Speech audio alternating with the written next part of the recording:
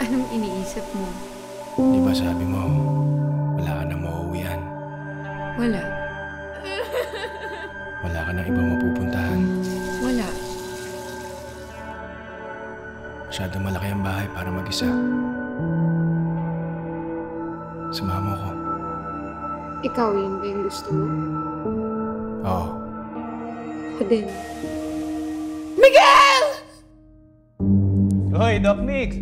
Valerie, anong ginawa mo? Di pinapahanap sa amin? Hindi ko alam. Suspect. Ilang beses niya na yun ginawa sa akin dati. Murder. Ilang beses na akong muntik makatakas. Huwag ka matakot. Pinatago mo ako. Valerie! Huwag mo ko ibigay sa kanila. Valerie!